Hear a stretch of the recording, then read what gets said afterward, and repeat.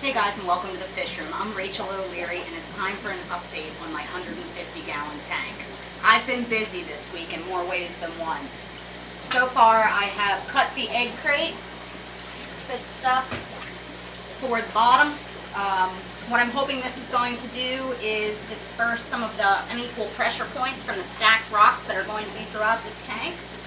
I've also finalized the braces for the corner mattenfilter, again, which the foam and the braces can be purchased at Swiss Tropicals. I cut up my old spray bar and intake, my trusty Sawzall, remade new ones with some modifications. I also trimmed the tubes leading to the FX5 filter and placed the foam, sprayed my intake as well, and it's almost ready for Hardscape. It's pretty exciting.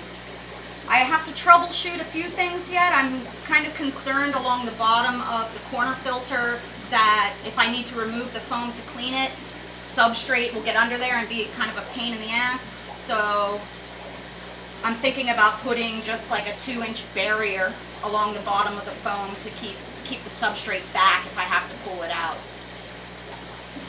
And then up next is getting the substrate, and I get to go rock picking. I live close to the Susquehanna River, so I go down there and travel upstream a bit and try and find some nice rocks with no obvious mineral content. This is the remade custom spray bar. I drilled it the same way, and I painted it with Krylon Fusion, and I also added a clean out on the end. I don't really anticipate a ton of buildup in here, but I thought it would be easier to account for needing to clean it than having to cut everything apart and redo it later. So I just put a screw cap in the end. I also dropped it an inch, simply because when I was running the filter to test it, I didn't have glass lids on, and with evaporation, with the spray bar right at the surface, I had quite a puddle on the fish room floor. So I'm hoping that this will make it easier to not have that happen.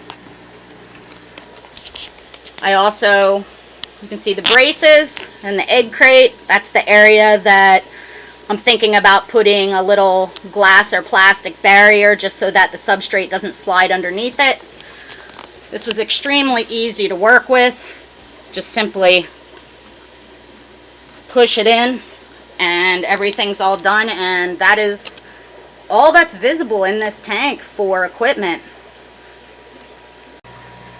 My hope with painting that spray bar and placing the corner filter is that the equipment side of this build will be pretty invisible in the tank once it's decorated. So that's it for this update. Make sure you check in on Sunday for a species spotlight and next Tuesday for a new tip. Make sure to visit my Facebook page as well as check into my website, msjinx.com, where you can find my upcoming speaking engagements, my current stock list, and information on all things nano.